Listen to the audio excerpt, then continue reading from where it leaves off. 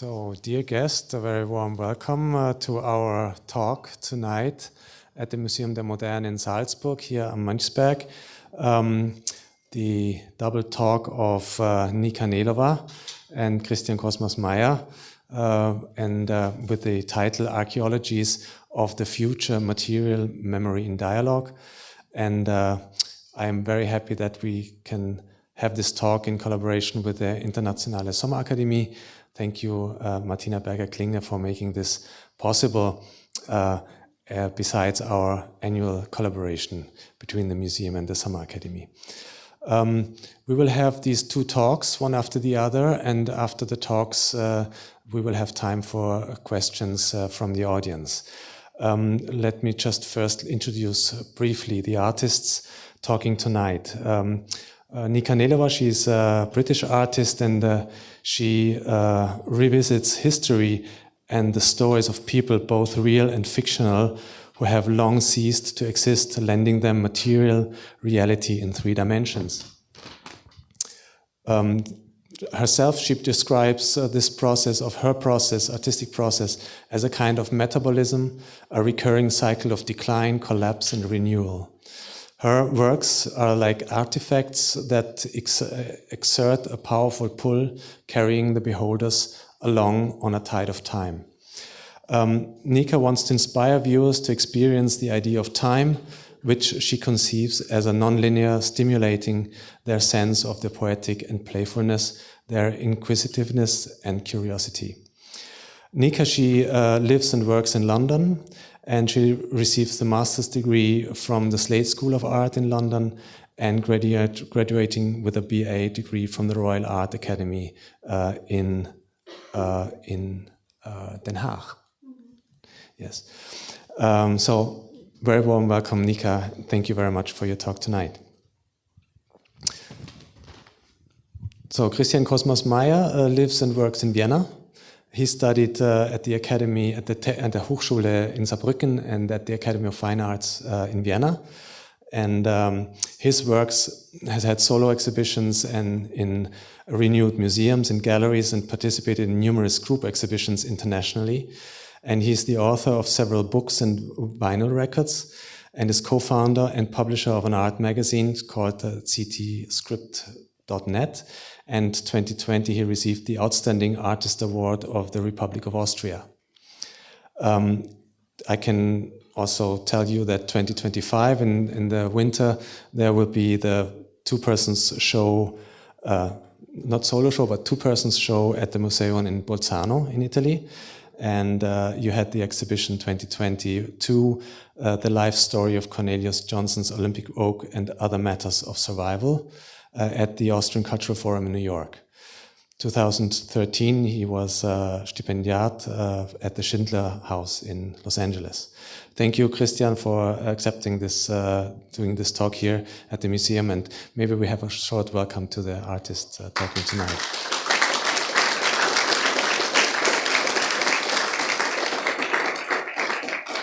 The occasion, obviously, is also the solo show we did with Nika Neelova here at the museum. This exhibition will last until next year because it's, as you will tell you, a little bit more complex, and it can also be seen several times. So, I hope you enjoy the evening. Obviously, you have access, the students of the Academy, of the Summer Academy have access to the museum, and maybe you will then, after the talk, take the opportunity in the next days to visit the exhibition. So we start with Nika first, and then Christian, thank you very much. And afterwards we will have we'll be open for questions. Thank you for coming and enjoy your evening.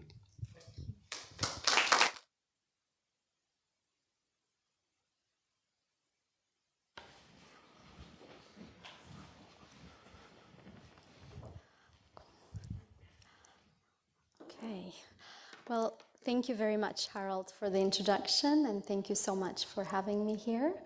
I thought for this occasion to just briefly talk through the exhibition that can be seen upstairs. And on this picture, you can see me looking at it somewhat in awe, because I still cannot believe that it's there and it actually happened. And the exhibition was scripted in 3 chapters, and it's spread across the 3 rooms on the 3rd floor of the museum. And the whole show is a 3-way conversation between the museum's collection, archaeological loans from the Salzburg Museum, and my own sculptural interventions.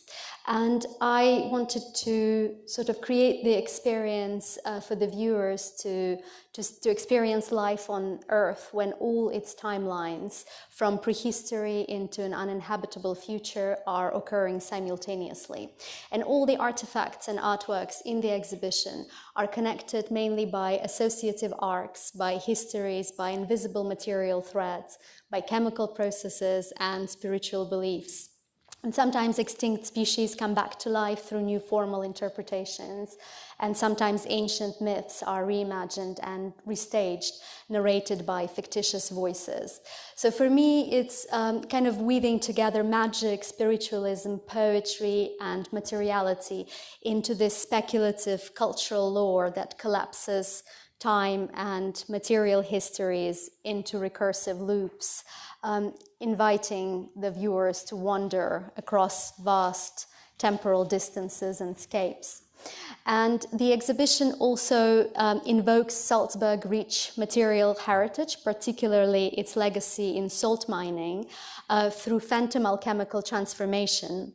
And salt appears in all 3 chapters, in the shape of rocks excavated from the Salzburg mines in the foundations chapter, in the form of tears in the apparition chapter, and then lastly in the form of steam vapors in the prophecy chapter.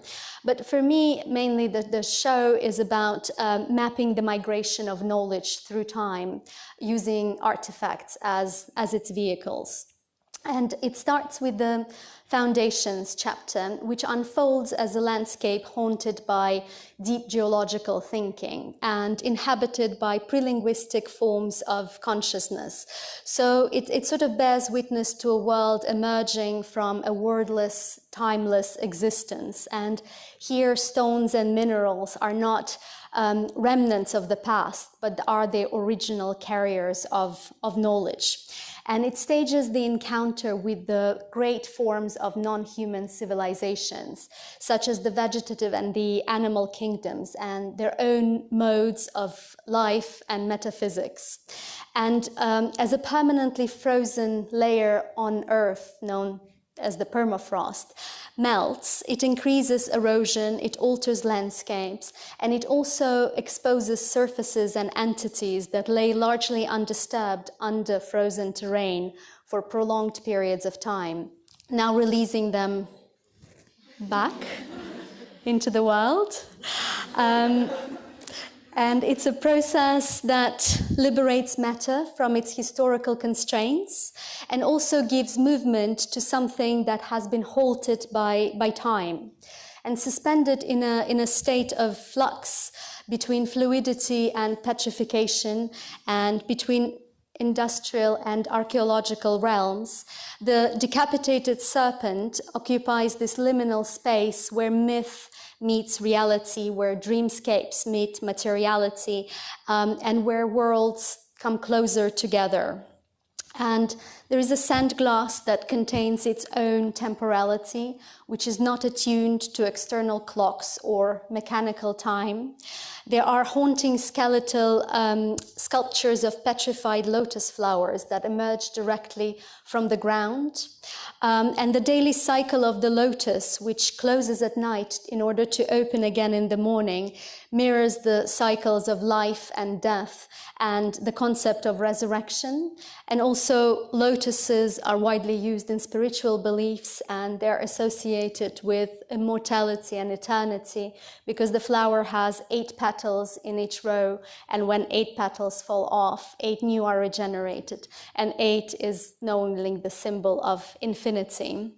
There are ancient species that also come back to life through the sculpture The Ghost, which is assembled from handmade decapitated rose stems, which are made from shark teeth from extinct shark species from 30 to 40 million years ago, that are set in clay and hand-painted. And the oldest known records of fossilized shark teeth are by Pliny the Elder, who thought that they were triangular objects that fell to Earth during lunar eclipses. And then during the Renaissance, they were considered to be fossilized tongues of snakes, and they were used as antidotes against poisons and to ward off evil spirits. And then each chapter, as I mentioned, has a fictitious narrator. And the foundations, the central figure of foundations is Cybele. She is the Great Mother, the ancient goddess of nature and motherhood, the goddess of the mountain, and a voice from the depth of time, evoking the origins of knowledge and existence. It's a Roman statue that was made in Salzburg by the first Roman settlers, and her decapitated head is seen to carry the gates of the city. She's also the protectress of wilderness and fertility, and in terms of wilderness, in particularly lions. And in front of her, there are two works on paper, one by Delacroix on the right, which is a lion devouring a horse, and the other one by Gauguin, L'univers est créé, the universe is created. And both expose the unleashed ferocity of wilderness and also the untouched beauty concealed at the beginning of the world and at the beginning of our time segment. And then each gallery has a vitrine, which is kind of the scaled down version of each chapter.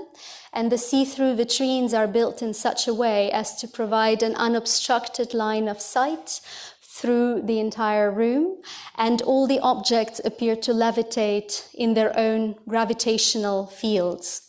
And this vitrine contains a mysterious mask by Paolozzi on the right, the white one, stone from the Iron Age, salt, from Iron Age, which was excavated from the Halline salt mines, Neolithic stone axes, a magical stone boat, a 19th century mandrake root, which during drying processes assumes the shape of a human figure.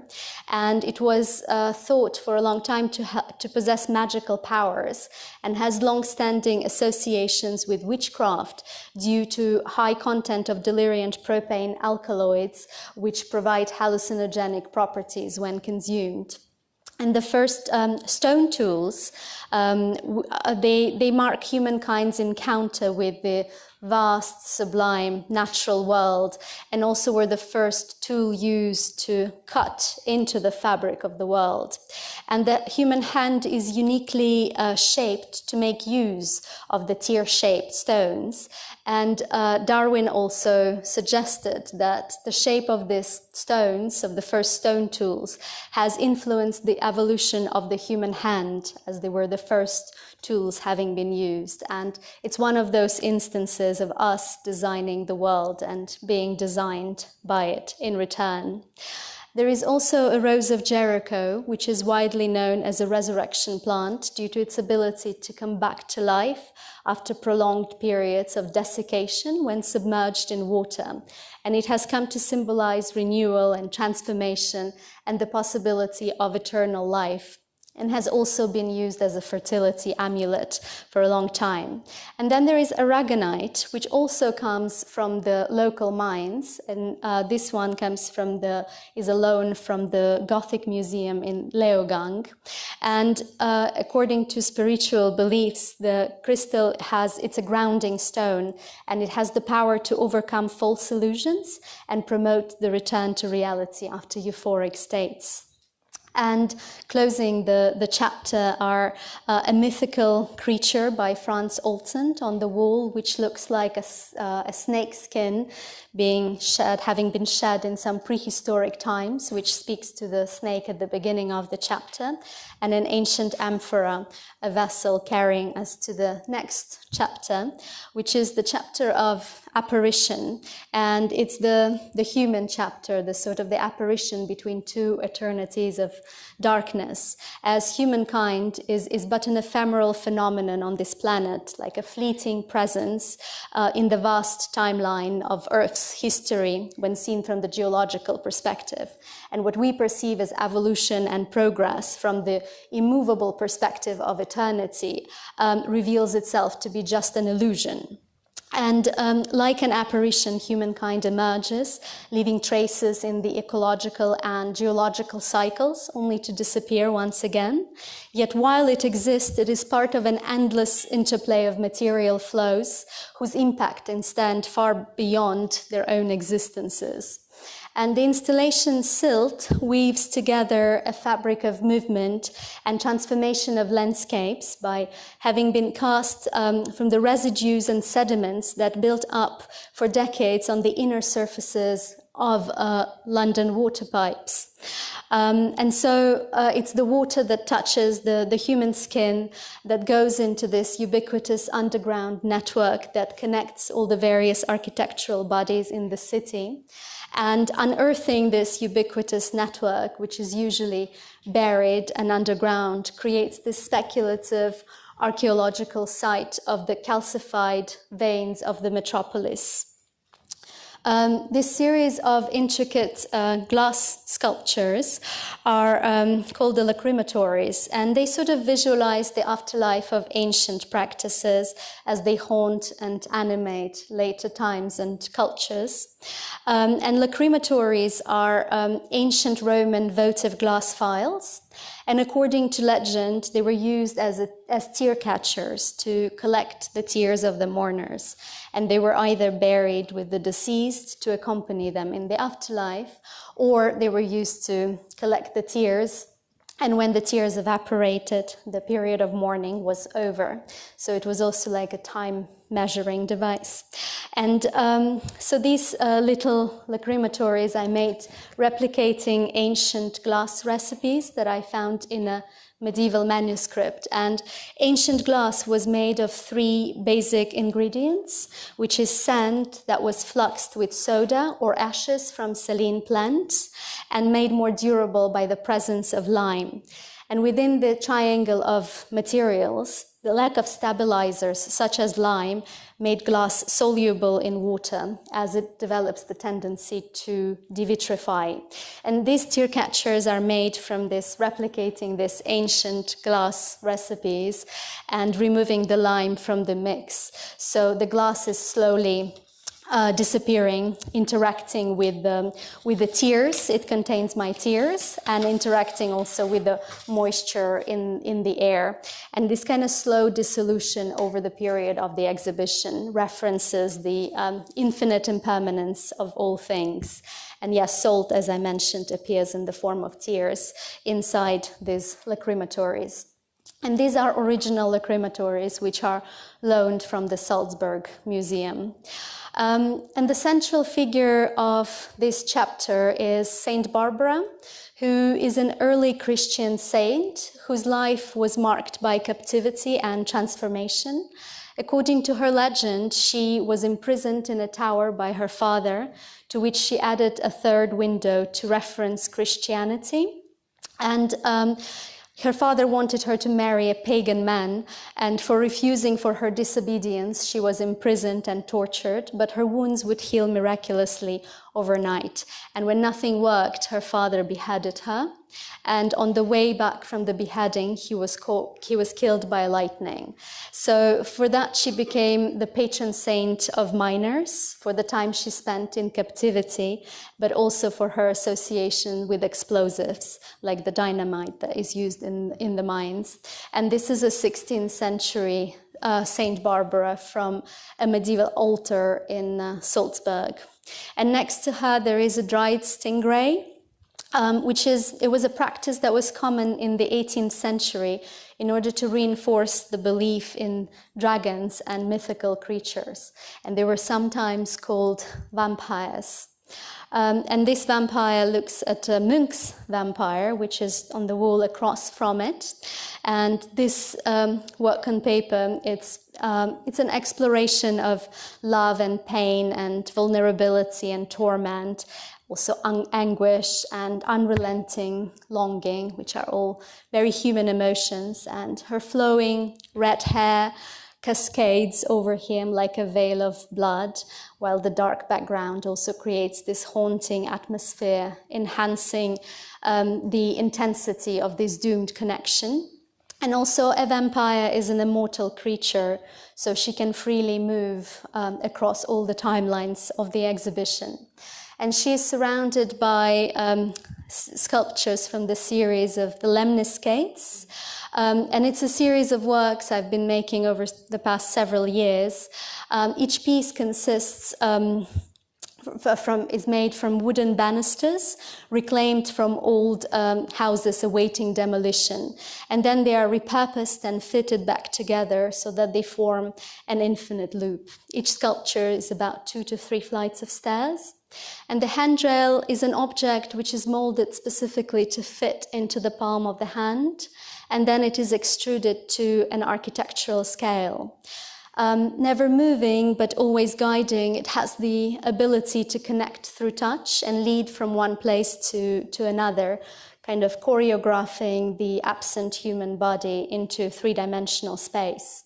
And also, I thought it was quite poetic to work with old wooden banisters, which were crafted 100 years ago by hand, and spent another century interacting with other hands in the houses where they have been, and then were remade again by hand to form these infinite loops, which also reference the alchemical symbol of the Ouroboros, the snake eating its own tail, eternal returns, and the continuities of cycles of life and death.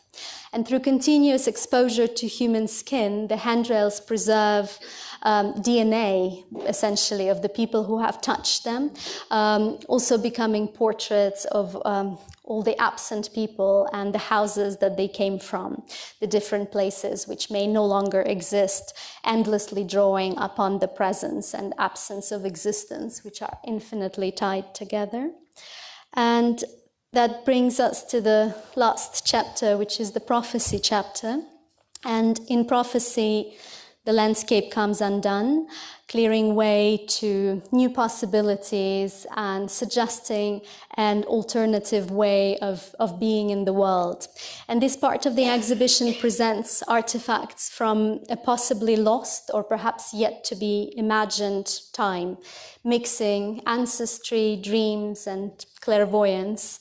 And the boundaries between past, present, and future kind of blur, along with the certainty of what has been and what is yet to come. And it's this kind of twilight zone where familiar contours begin to blur, but the new images have not come into focus yet. And this sculpture called Cradle is made from 2 kilometers of salt-steamed veneer. So you can see the salt residues on the object. And it's a walk-in sculpture that evokes the impressive anatomy of baleen whales, where the baleen of the whale is used as a filtering mechanism and is made from keratin, which is the same material as the hair and nails.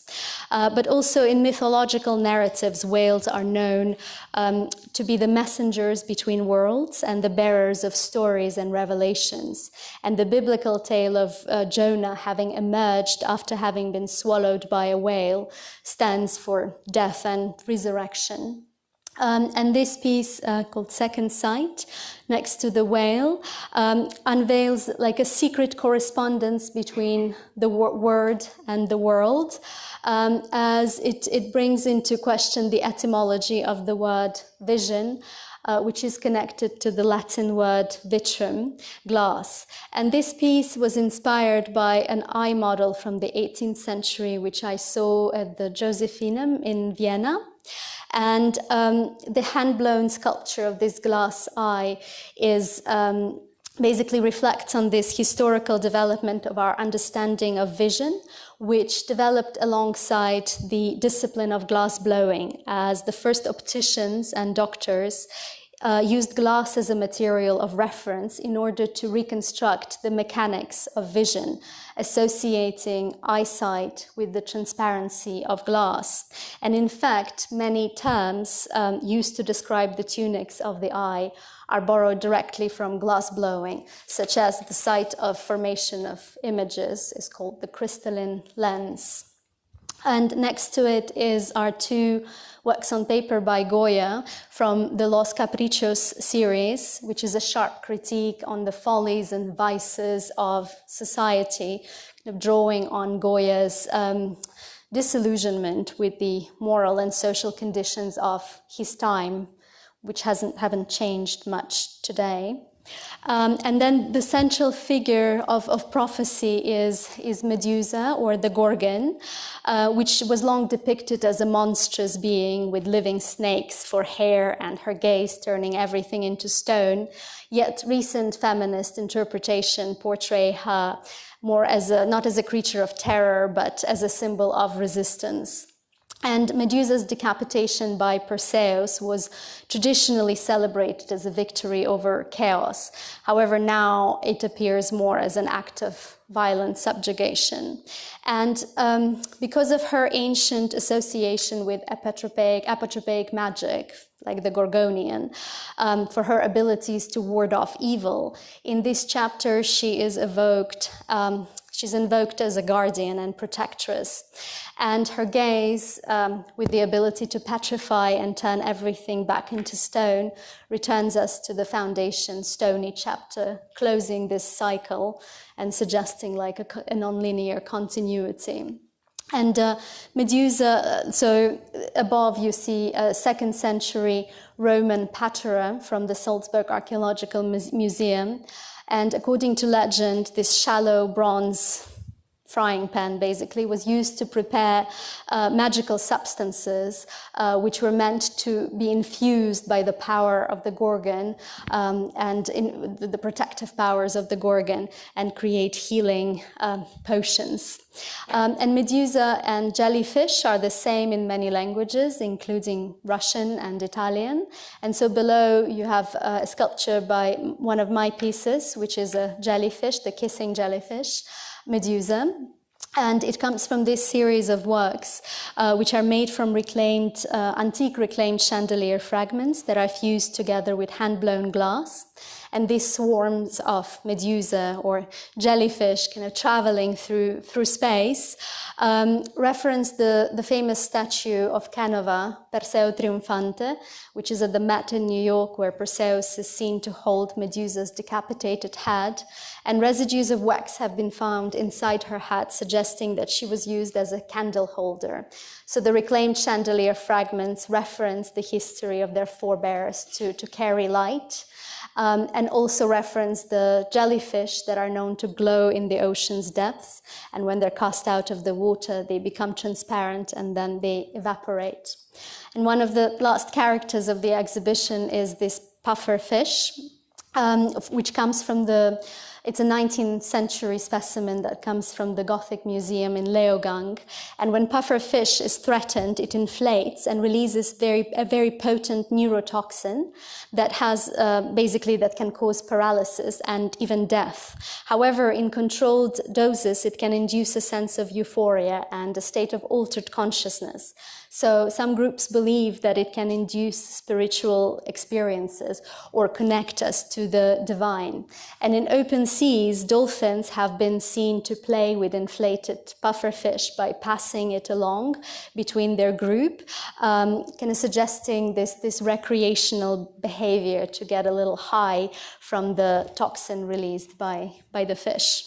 And next to it is a piece by Maria Bartusova, which I absolutely love, and I saw it at the Tate several years ago in her retrospective show, which later came to the Museum der Moderne here, and this piece stayed.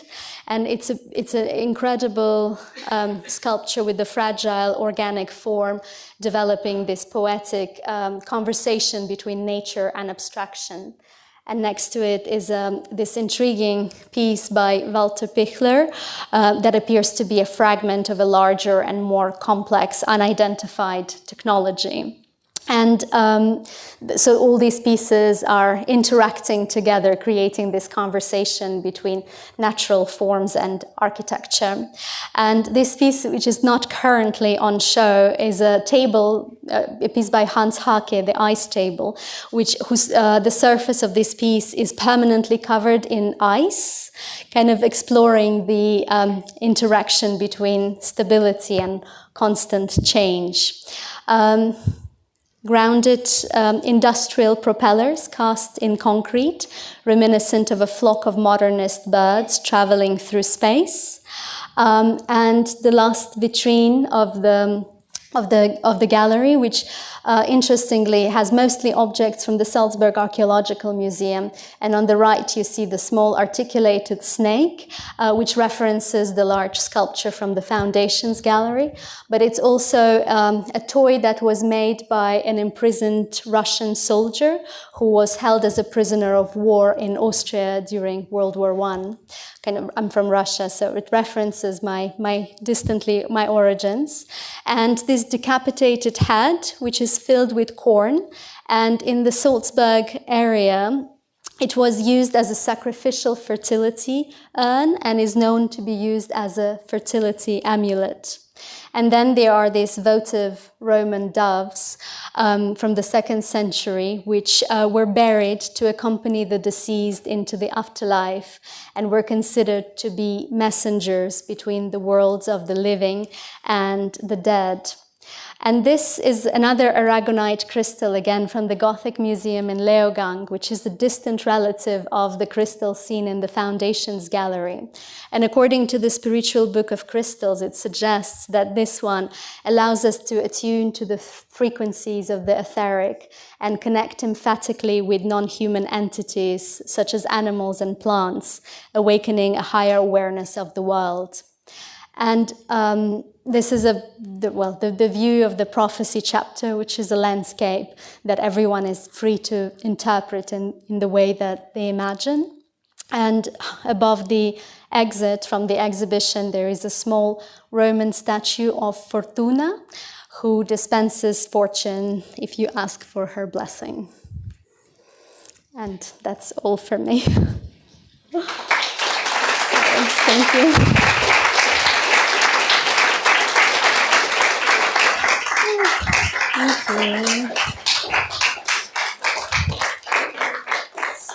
Thank you. So I hope it wasn't.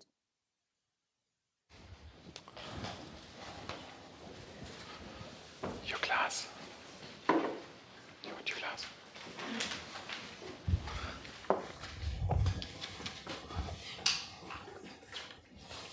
It's just.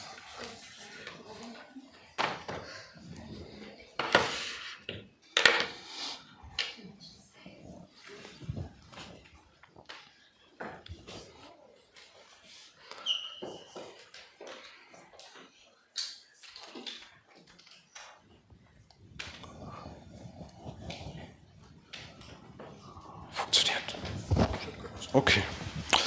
Yeah, welcome everybody. Thank you so much for the invitation, dear Martina, dear Harald, and thanks for the amazing talk, dear Nika. I think we have a lot of things in common in our interests, and I'm very excited to do this with you together here.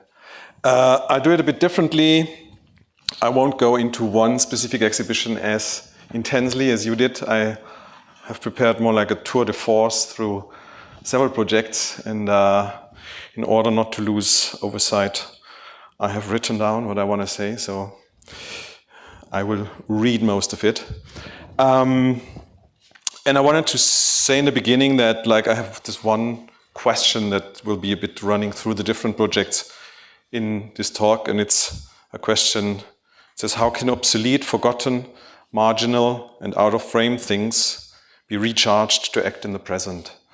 And I was always a bit interested in this term that Walter Benjamin has used when he speaks about the revolutionary energies that appear in the outmoded. So he meant with that like discarded forms and images, precisely because they've fallen out of use, they hold a latent charge that, placed in a new constellation with the present, can flare up as a dialectical image and interrupt the smooth and homogeneous flow of history that we normally use. And so I see many of my works as conductors for those sleeping charges. And by reconstellating images, stories, or narrations, I try to let different futures become thinkable. And the first project I want to talk about is started already a couple of years ago, as you can see, but it's also still ongoing, and you will see soon why. The work began with a simple question: what became of the so-called Olympic oaks? And Olympic oaks is a term used for little oak seedlings that were given to Olympic gold medalists at the 1936 Olympic Games in Berlin. And it was at around 130 saplings in total.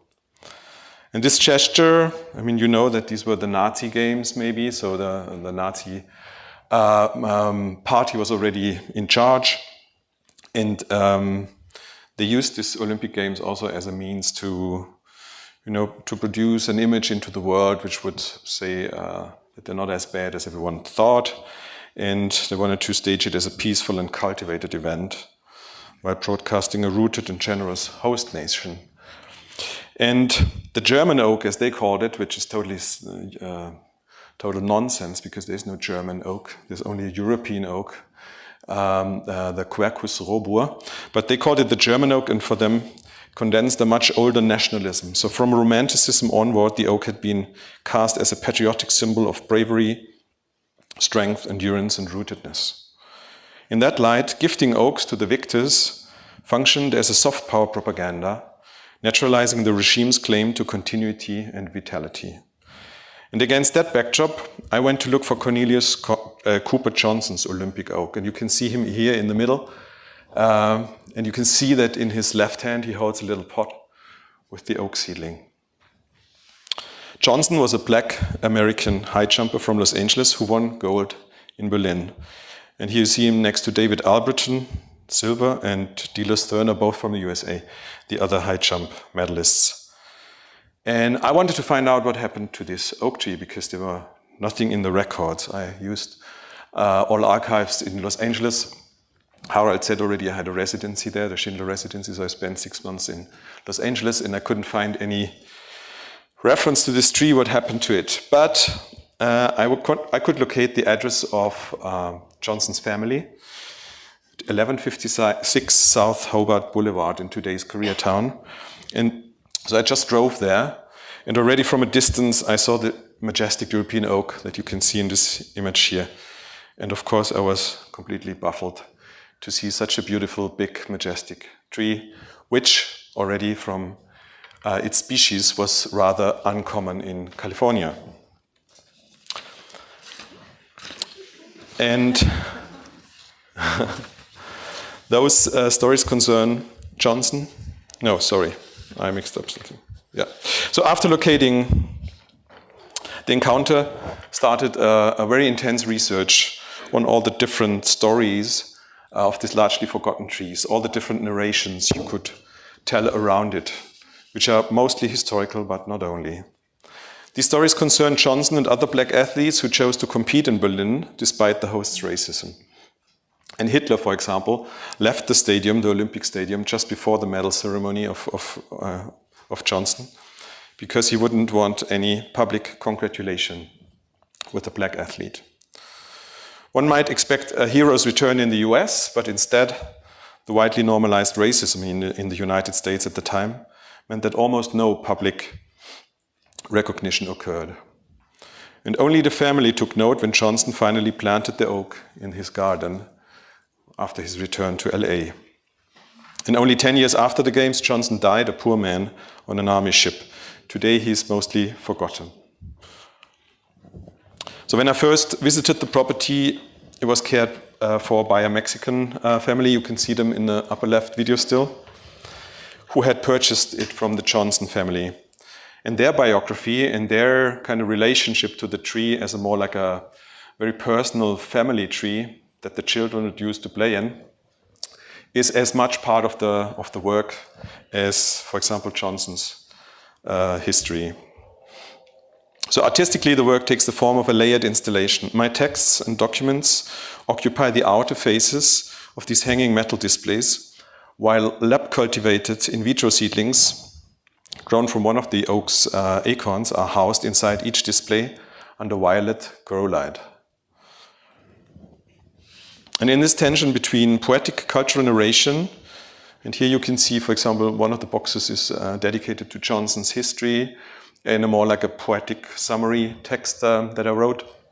And in the middle, you always have an object that's related to the story printed on gold leaf.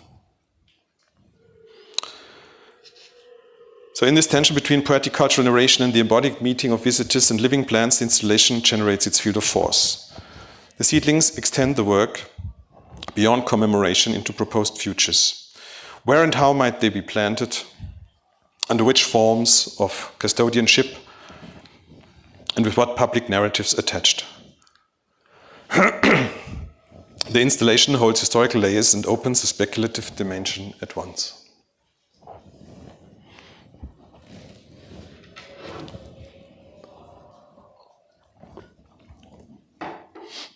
Here you see the seedlings a bit better. So they are in vitro. They live in these little glasses. Sorry. And they have to be taken care of, otherwise they die. So years after the work's first museum showing, the property was sold and marked for demolition. When no one else intervened, I felt compelled to start a preservation campaign, carrying the project well beyond artistic research and installation art into activism. And after more than a year of campaigning, and with the critical support of California African American Museums curator Susan D. Anderson, and by support of the press, like here, for example, the New York Times has written quite a big article about the tree and about my attempts to save it from being felled. We finally succeeded. And on May 10, 2023, the Los Angeles City Council adopted historic cultural monument status for the residents and the Olympic Oak. Both are now protected by law and cannot be destroyed or killed. What this and other works have taught me is simple. Once life enters the artwork, the work never truly ends. And neither does the responsibility that I feel as an artist. And this Olympic Oak makes it clear. And as you can see in this photo, it doesn't look as good anymore as 2017 when I first found it, because recent construction on adjacent lots has damaged its roots and weakened the tree. So I'm now working with professional arborists to try to stabilize its health and secure an ongoing care. But I'm not really sure if we can save it at this point. We remain in Berlin for the next work at the site of the former Prussian Stadtschloss. The pine trunks for these sculptures were unearthed in 2012 during the site works on the Schlossplatz. This palace, bombed in the Second World War, stood in ruins in East Berlin until the GDR government demolished it in 1950. In the 1970s, the Palast der Republik rose on the same footprint. And after reunification, the building was itself dismantled, and the ground was prepared for the partial reconstruction of the Baroque palace, now called the Humboldt Forum. But around 3,000 wooden piles driven into the marshy ground about 3 centuries earlier to support the Prussian Stadtschloss resurfaced when the site was cleared. And in the process, you can see it here, the forgotten historic piles were found, removed, and transferred to a recycling firm, which then auctioned it. And you can see here how they've been taken out of the ground. I could acquire several of those and had them bring to my studio in Vienna, which you can see here. And then I had them there and didn't really know what to do for quite a while. But then I was invited for an Italian biennial in the north of Italy, and the invitation was quite special because they have a history of wood carving, and they kind of foster relations between younger artists from other parts of the world and the wood carving artists from this region. And so I thought, this is finally this one moment where I can find a way how to work with these piles. And what I did was working from photographs, you see one here, of the Atlas figures that once appeared in the palace's grand staircase by the famous architect Andreas Schlüters. I made clay models that were then later carved into the recovered trunks.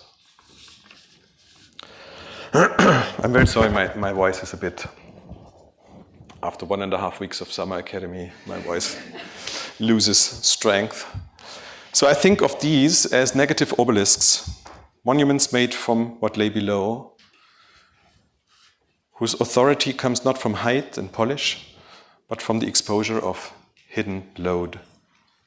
These figures braid multiple histories in the same grain: monarchical display, socialist counter-image and its demolition, and the contemporary instrumentalization of the past as like new buildings in old clothes.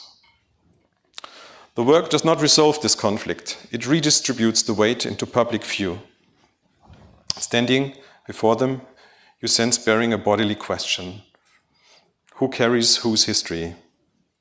Which narratives are lifted and which are crashed below? Here's some more details of these works.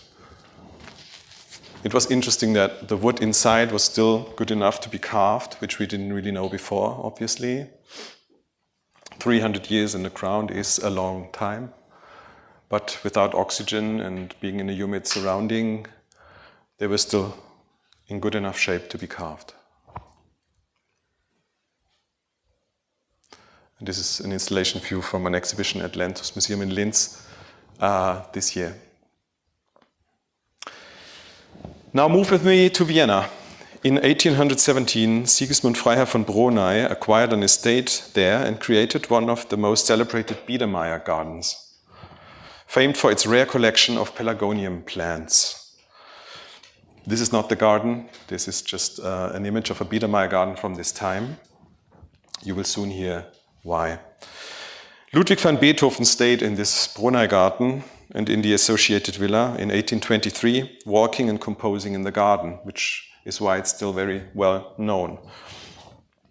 But already in 1893, the site was sacrificed to the construction of a train line, the so-called Südbahn, for which also a train station named Vienna Meidling was created. And here you see the historical train station. The historic train station building is long lost today. It was replaced by a faceless grey underground station. But during the station's recent renovation in 2024 and 25, I designed over 300 square meters of walls in the Passage West that leads to the train tracks. You see it here before the renovation. It was a quite dark and uncanny place. And today it looks a bit different, which you we'll see soon. Doesn't move anymore. Okay. My aim for this project was twofold: to return a displaced history to the very site that displaced it, and to show how disruptive new technologies, like in this example, the railway in the 19th century, remap societies and displace other cultures. Here, the art of gardening. And in this image, it's a nice image, I think, to show how this disruptive technology of trains kind of, at the side you still have the horse carriages, and the horses are kind of in fear of this new, much faster and much more convenient way of traveling. And in our times, I think most people will agree, the new and disruptive technology is AI. So this was the starting point. It was simple in a way, and I tried to find more about this Brunei garden, and I was quite amazed that I couldn't find any images. So I went to all the archives in Vienna. I went to all the famous landscape historians in Vienna and garden historians, and nobody has ever seen an image of this Brunei garden, which was quite surprising. So, no painting, no drawing, no sketches, nothing. So I decided to treat this absence as a brief. And after intense archival research, I produced hand sketches first, based on it, and trained a custom image model on a corpus of Biedermeier visual culture, together with the historical resources. The model then elaborated my drafts, rendering them in Biedermeier registers. I then again reworked, corrected, and collaged these outputs in a constant loop, kind of working process over 1 year, until they were finished into a 130-meter cycle of glass panels printed with ceramic ink.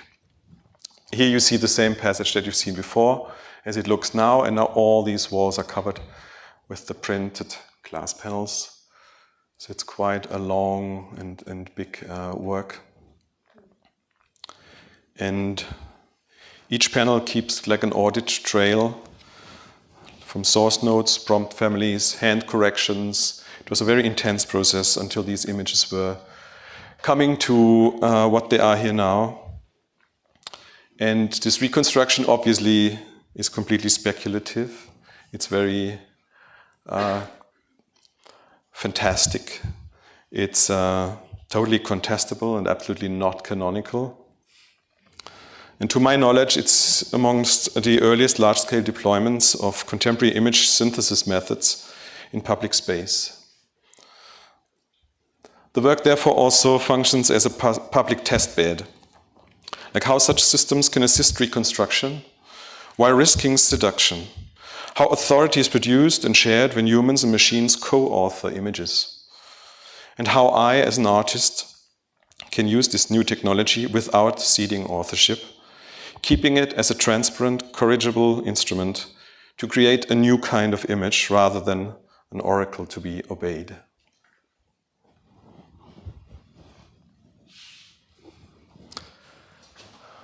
We move on. From pelargonium plants, we move to silene plants.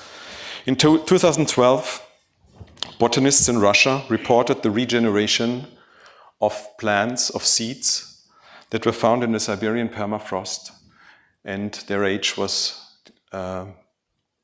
32,000 years. So they were from the Ice Age. And you couldn't find these plants anymore in nowadays nature. But in the lab, they succeeded in making one of these seeds grow into these plants that were then later kept in the lab. This is where they find them. This is Stanislav Gubin, a scientist who goes to Siberia every summer to dig in the ground. And also along the Kolyma River is where they find a lot. And this, for example, is a squirrel burrow, which is tens of thousands of years old, completely frozen in the ground, and that's exactly what they look for. Then they unbury it. They keep it like this, and when they open it, they're often full of seeds, because Arctic squirrels, they collect a lot of seeds and fruits in the summer before they go into hibernation. So when they wake up, they have enough food until the next things grow. And from one of these seeds is exactly what we're talking about here. Then 7 years later, preparing a solo exhibition at MOMOC in Vienna, Museum of Modern Art, I wanted these time travelers to become a part of a large-scale installation. It took years of building trust and securing permissions before I was allowed to bring them from the lab in Russia, where they are kept and examined, to Austria. And so for 6 months in 2019, they lived within my solo exhibition Aviternity. Lab jars presented inside column-like elements. It's not really good to see, but hopefully enough. Illuminated by a violet growth light and accompanied by texts on the backsides of these columns. Short, poetically condensed reflections which link the quiet presence of the plants with global discourses on the consequences of climate change, the thawing of permafrost, scientific projects to revive extinct species, and colonial epistemologies. What was interesting for me was the relationship I had to these plants in the exhibition. I visited them at least weekly, recording growth, adjusting conditions, replacing media. They're super precarious. If any bacteria or anything would enter the glasses, they would die immediately. And of course, I didn't want to be the one who killed 32,000-year-old plants, so it was quite an intense feeling of responsibility and relationship. The work choreographed two tempos: the museum's tempo of visitors moving, reading, comparing, and the deep tempo of plant growth that remains invisible to the eye, yet insists as duration. Visitors often leaned in, slowing their breath as they oriented their bodies to the jars. And I wanted that bodily negotiation of time, the sense of standing so close to organisms whose lineage reaches tens of thousands of years back, and yet whose survival in the present depends on our contemporary attention protocols and our technology. So what just looks like a plant in a glass here is in fact an infrastructure of attentions, legal, technical, and affective attentions. The piece is less a miracle than a contract. If we choose to uphold the regime, life continues. If not, that contingency ends. It's a contingency of care that is central to this work. And here you can see them a bit better again. What was interesting with this work was that 1 year after the exhibition, the plants suddenly started to bloom in their lab classes, still in Vienna, by the way. They were meant to go back to Russia at some point, but there was like a scientific research project. It's the outcome of my exhibition between Vienna scientists and Moscow scientists. And due to the Russian war in Ukraine, they're now kind of refugees almost in Vienna, and they stay in the Vienna lab. And there they started to bloom, and this was quite a surprise because normally in vitro plants hardly ever bloom in lab classes in these conditions. They don't even have roots. So it was a sensation that caught the attention of international media, and the blooming was widely celebrated, like here, for example, in Zeit magazine, which used it as a metaphor for immortality, for immer jung, forever young. So that was nice that the transformation of the plants from objects of scientific inquiry into cultural objects, which was effected within my exhibition, was gratefully taken up here and further elaborated in thought by media. And as a final project, a very new one, just realized a month ago, and very fitting to the Summer Academy project. I wanted to show this at the end. This is the Austrian Sculptural Park near Graz, a very interesting place. It was designed by a landscape architect in 2000 for an international garden show. Very interesting selection of topography, but also of plants. And later on it turned to be a sculpture garden, so there are like more than 190 sculptures from different international artists all around the garden now. And I was invited to make a new one. And for this, I wanted to braid 3 temporal registers: geological deep time, biological time, and deferred cultural time.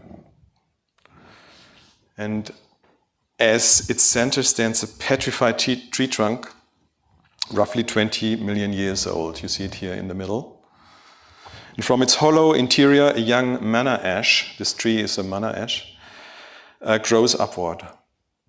And over the next decade, the living tree will gradually merge with the fossil, present growth grafted onto a body mineralized in deep time. And the ashes, the tree's life expectancy is on the order of 1 century. Which is exactly the same 100-year interval during which a sort of time capsule lies buried underneath. The capsule is a stainless steel, but its core is biological. It's a message to the future encoded as DNA. The text that I've written is a kind of sort of a message to the people in 100 years who will undig it, was first conveyed into digital bits, which were then translated into the 4 DNA letters A, C, G, and T. This dry DNA was then sealed in a microscopic stainless steel capsule under an argon atmosphere with protective layers against moisture and oxygen. Meshes designed for longevity and later readability. The content is deliberately opaque to the present. It's my message addressed to the future readers who will need to decide how to retrieve, how to decode, and what to do with it. Opacity here is an ethic, resisting immediate extraction, entrusting interpretation to future polity. A sealed note specifies the location and suggests a non-destructive recovery that protects the ash if it's still alive. This is when we put it in the ground. Time is treated in this work as a material deep time in the form of the petrified wood, which hosts biological time as a growing tree, which again hosts encoded time as a DNA message. This project inserts a century-long obligation into a dialogue with the institution, in this case the Universal Museum Joanneum, and with the public, asking a future community to answer a message sent from our present. And this connects nicely to a project that we're realizing right now at the Salzburg International Summer Academy, together with an amazing group of artists. Some of them are here right now. And we will bury an artistic time capsule next Friday at 6 p.m. at the Fortress. And if you have time and you're curious about what we're doing, you're very invited to come by and be a host, a witness to this burial. Thank you very much.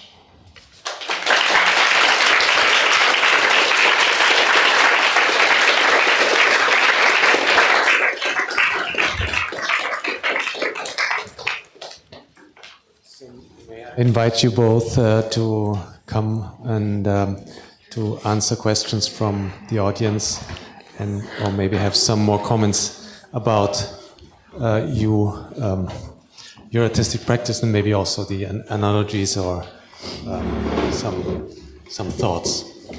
Are there any questions, immediate questions you would like to address to the artists? That was quite a lot, huh? Maybe one thing that is for me quite interesting, also the analogies about how this shift works from a geological object or a geological fact to biological organisms, and to then becoming an artwork, or this shift between art and object and vice versa. Would you like to, because I saw you when you heard him talking about the permafrost, which is a very important fact for you. I remember we were talking about you flying from Russia to London or to Europe, seeing this permafrost, and so maybe would like to add something about your how you work with this topic, and maybe you'd like to add something. Yeah, I believe my approach is more speculative than analytical, although it would always has been my dream to work with actual scientists. But I did start reading about the permafrost, in particular in Russia, because it's melting and all these hidden entities are coming back to life. And I did a collaboration with Sophie J. Williamson, who is a London-based researcher who's worked a lot with the notions of changing landscapes and erosion. And I find it really beautiful, the idea of deep time and how you can be submerged in the vastness of time, which is incomprehensible from a human standpoint. And in the permafrost particular, the thawing of the permafrost releases a landscape that is completely unfamiliar to us. And that's why a lot of the works that you have seen in the Foundations Gallery actually come from an exhibition that was called Thaw, that reimagines the sort of the thawing landscape and the release of all the hidden elements that lay buried underground and come back to life in new formal interpretations. And it also like allows us to imagine extinct species coming back to life. Well, in your case, not just imagine, but grow them in a glass, which I find incredible. But this connection to a time which is way beyond our own lifespan is fascinating, because it allows you to see continuity within the world that we don't often think about. So yeah, I'm largely interested in things like in tapping into this larger flow that has begun a long time before we were here and will continue long after us. And we're just momentarily kind of surfing this short segment of the flow. Mm-hmm. And your artistic research, I mean, this is an excellent example of how artistic research interacts and relates to science. And maybe you want to add some. I mean, I would say it's a lot larger arc I'm now doing. In the 90s and 2000, when you studied, the landscape was not that fancy for artistic work. So it was much more about the political, about the social, about everything else. But artists who were like immediately working with landscape, it was kind of out of fashion. So I think with this artistic research also, and with obviously with the question of increasing of the temperature and the climate change, there's a new approach to landscape. Yeah. Would you like to add something to that? Yeah, I was just about to say that like landscape is a very political space or field right now, because we realize that it's not just interesting what we can find in the Siberian permafrost, but it's also, you know, a bit scary maybe, because we release a lot of things there through our through our impact on the warming, which on the one hand are reactivated. So I think what I wanted to make clear is that it's very interesting how the temporal terms are getting a bit out of their fixed place by this. Like, what is really the past? What is the future? What is the present? Is not so easy anymore to define. When you, for example, think a bit more about these plants, they're from a deep past, but they live in this lab situation, more projecting into a future, I guess, in which more and more things come to life again. And also these had scientists who helped them to be reactivated, but there's also a lot of viruses and stuff kind of sealed in the permafrost, which might get back to life without any of our doing. And so I think landscape is a very political field today, and this is maybe one reason why more and more artists are interested in it. That's quite interesting, because when we started working on the exhibition, it was on a certain point, I made this comment that I would like to think this exhibition space as a landscape, to think the whole galleries as one landscape, and we decided then also to have them colored.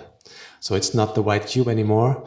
It's another kind of approach to and thinking also maybe museum as a landscape where you put things in, things change as soon as you put something in. There's this constant development, a constant change, transformation. I think this was something you were also very much relating in your work, especially in the Prophecy Gallery. Yes, I think largely of the landscape not as just the surrounding landscape, but it's a direct continuity between geology, between architecture, between humanity. There is like a lot of material exchanges, and everything is part of this material cycle. So there is not so much a boundary delineating one category from another and from another. So the intention was to see it as one entire flow, and artifacts that speak to it are like in direct connection between crystals, between archaeological finds, between sculptures. So they all become part of one continuum. And I think it's interesting, like turning back to architecture, how historically it was very rooted in the geology of the region, because building materials were excavated directly from the ground that the architecture was built on. And so there was a very strong connection between architecture and place. And right now, which is of course like spread across constant import, export of materials, so it has lost this notion of being rootedness in the landscape or in the geological record. And that's why a lot of the work is about returning things back to this connection between the different entities. And even architecturally speaking, like the works, the most architectural works, which are the handrail sculptures, I mean, they do speak of continuity and eternal returns, but they also point to the idea that they were all made from hardwoods such as mahogany that were non-existent in England at the time, so they were all imported from South America or Africa, and there is this notion of ecological exploitation that has followed architecture and, well, humanity everywhere. So I think there are many interesting narratives that are important to bring in, but in general it's about seeing this whole as a continuum. And even scientists, even biologists now treat with the fact of colonialism in biology, which is quite interesting. But I would like to maybe one last notion about working with AI or with new technologies, because we included one AI machine in our exhibition. It's the most popular item in the exhibition by far. And it's you know, because it's also a very nice, you know, bridge to the prophecy chapter, and how you can use it as a tool to transform your own images, your own drawing into more realistic or more abstract work, and so you can use it as a tool. You used it for the Wien Meidling installation. And maybe just because we are, if you talk with people who make documentary film, they will always tell you that they do fiction, because there is no objectivity in documentary, because it's always a question of decisions you make and how you put information together to create a narrative. So that's quite interesting and I think your work in Meidling is a very nice example, because I was really, when I saw it, I was like, what is this? This is something really strange. And maybe you want to add something about this kind of inventing, like at least this, like, you know, pseudo documentarism related to your artwork and maybe to poetry. Yeah. I mean, you're absolutely right that, of course, there's no objectivity, and everything we do culturally is always some sort of an invention. But in the case of this work, I found it very challenging to just say there's no images at all. You know, we don't have any. It's not anything I can really rely upon. So it's a very, very blank field, which leaves a lot of opportunities. But at the same time, how can I work with it? How can I work with AI? Opposite of handing all the authority over to the AI, which is in this machine upstairs. It's a bit like that. I mean, you make a drawing, and then there's one step, and you have an image, and that's it. And I wanted to get to a workflow which is much more difficult to explain, but also much more intertwined in a way. So between the work of an artist and the work of the synthesis generation, which always one is crossing over the other and changing the other in a constant back and forth over 1 year, which is like a way of really getting to know the possibilities very good, in a very good way. So you can really make very small adjustments, and you try to learn to use it more as a tool instead of this magical appearance of something that you didn't expect. So it's a process where you get slower and slower, but also deeper and deeper into little details of the images. And you've seen the images, they're really big. They're like 3 meters high, and sometimes they're 15 meters wide. So it's not this one image appearance, but it's like sometimes it's hundreds of images that I then collaged together to something. So it was a very complex process, but one where I felt like I had invented something for myself in which I could use it as just another tool amongst the other tools like Photoshop or the other things I use. Like Akkadian, this garden, we just could speculatively think about how... I was mostly interested in it as a form of forgery, in fact, because we all say that like AI is really good in copying, right? So it's the perfect art forgery. And in a way I wanted these images to appear like they could be from this time, at least on the first, when you pass by maybe in a hurry and you just look for a few seconds, you might think like, oh, it's an historical. That's what I wanted to achieve, and this is mostly what I used it for. Yeah, thank you very much. Maybe you have a show in Paris in September. A show in Paris. You're opening a show in Bolzano. New things are coming up, I think, also. Our show is open until next year, so it's also a very long time period. Maybe this garden flourish still, and there things are happening there. So whatever, whenever you want to come and pass by, please do that. And I thank you both for coming and talking about your work. It was a really pleasure. Do you have any questions? Would you like to address? There's a question here. Maybe it would be better without this. Okay. I have a small question. It is about the plants from Russia. Why you cannot send them back to Russia? Why? Yes. Well, they could be sent back. Yes, definitely. But they, as I said, they have started a joint research project, which was already in 2019, 2020. And it was quite nice that sometimes when you work as intensely with scientists, that sometimes the kind of, that you move a scientific object or project into the realm of art, and it comes back into science. Often it changes also something in science. And in this case, it was really nice that through the exhibition, Austrian scientists decided to make a joint research project with the Russian scientists on these plants, because Russians had not the same financial possibilities for example, DNA research on these plants. And the Austrian scientists made a proposal that they could ask for EU funding for this project. So they applied for it together.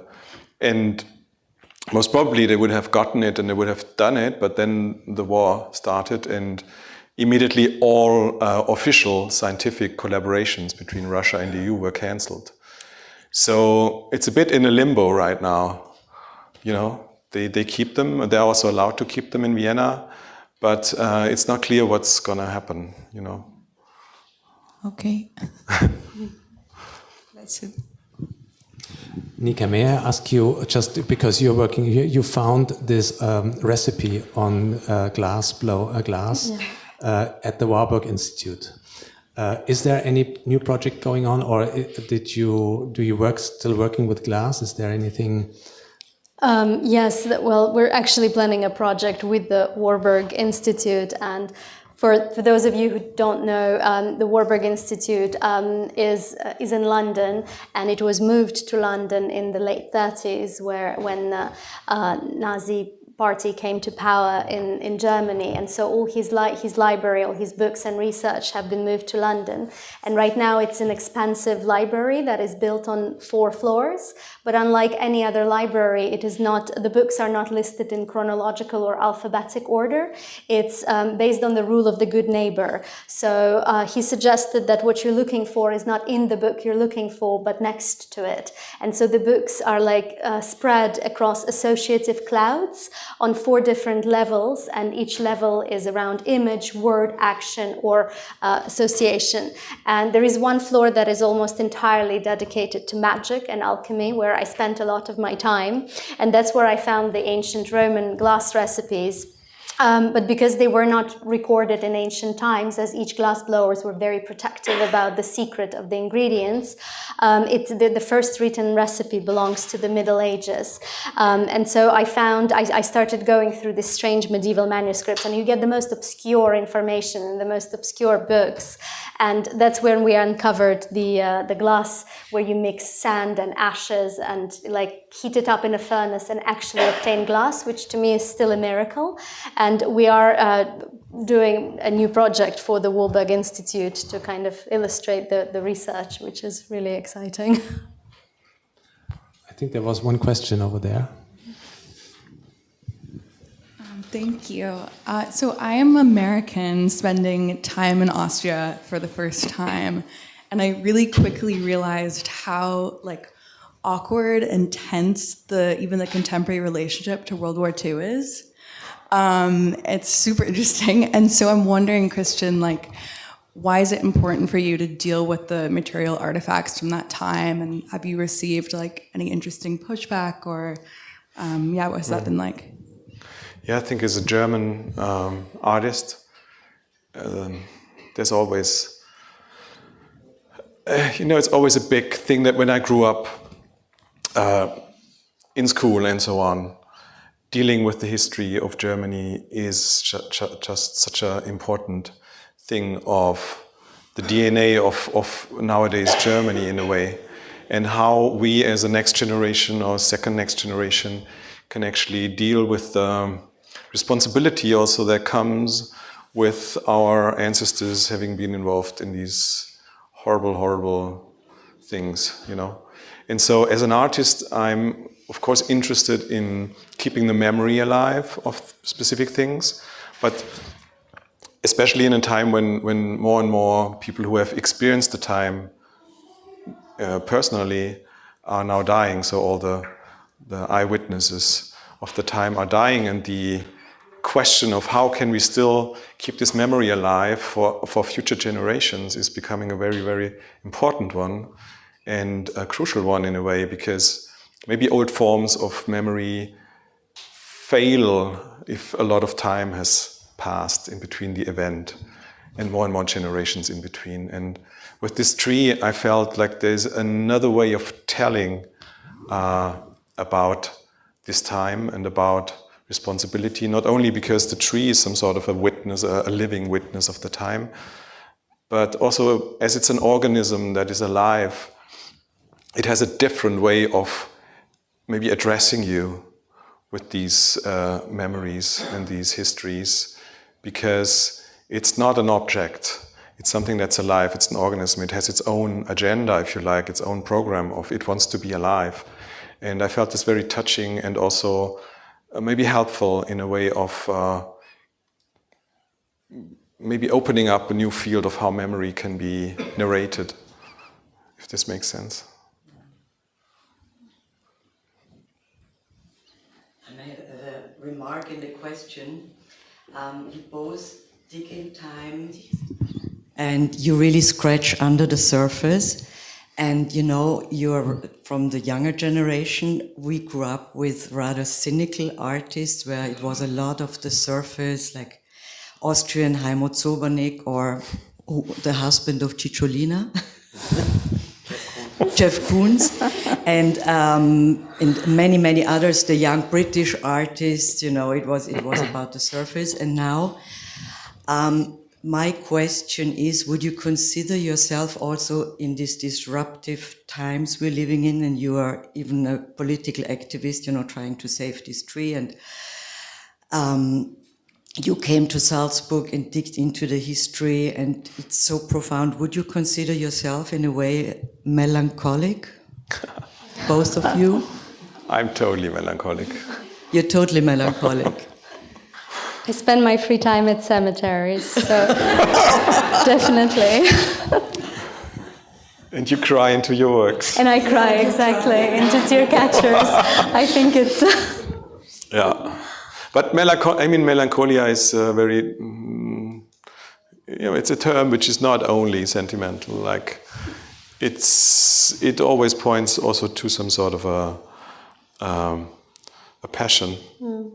It's not only a longing for something that's lost, it's also a passion for creating something again, maybe that comes close to this. And giving voice to ghosts or to entities that are no longer there, or like entities that cannot no longer speak for themselves. So for me, it's a lot returning the voice to those that don't have it anymore. But do you see it with fellow artists your age that they also, they're interested to look into the past, because we live in these times that we are not so optimistic. For a time it was all about NFT 2-3 years ago. I hardly don't see it anymore. You were asking about AI, you work with AI, but is it also the time we're living in that you see it with your peer group, your friends, this melancholy and different approach? I would say the art world or the art scene today is so much bigger than it was at the times of Heimut Sobernik and these guys that you mentioned. Today we have a very diverse art world, which is good, also much more global. And you can find pretty much anything today at the same time in different circles. So just that the two of us fit pretty well together tonight. And I shouldn't give you the impression that all or most of the artists work in such a way. There's also, of course, still a huge market art. There is an art world which is very much in the social sphere, more like activists, much more than me. This whole research-based art has become its own world, its own bubble also in a way. So I think it's very diverse, but I'm pretty sure if you look at it a bit more deeply that, of course, everyone feels that we live in very troubled times and in extremely dangerous times. And an artist who is not affected by that cannot be a good artist, I guess. But maybe just one comment, because you said melancholy, but maybe you're referring also to this kind of romantic approach of philosophy, because this is a quite interesting question. When in 1800 Novalis was writing his texts about plants, and he said, look, the more I'm looking to the plant, I'm becoming the plant, the object becomes the subject. And even objects in Nika's exhibition, they become subjects. A stone and a salt block, and relating it to us as human beings that have the same salt inside. It's all the same salt, that maybe this referring, and even in science, this change of perspective is starting now, that biologists just, for example, talk about us not as a subject, but as an object, because we host millions of viruses and bacteria. So maybe we are just the objects and they are the subject. So this is a kind of this reference to that way of thinking, and you dealing with plants and you dealing with the permafrost. It's that's quite interesting. And we're surrounded by big wood, fortunately, up here.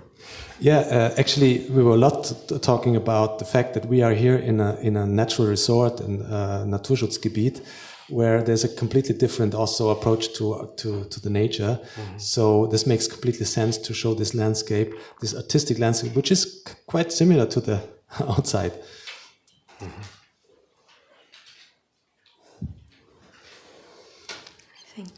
Thank you very much. Thank you for joining. Thank you for your questions. Thank you all, and thank you, Christian. Thank you, Nika, for having us and spending your time with us. And thank you very much again. And thank you.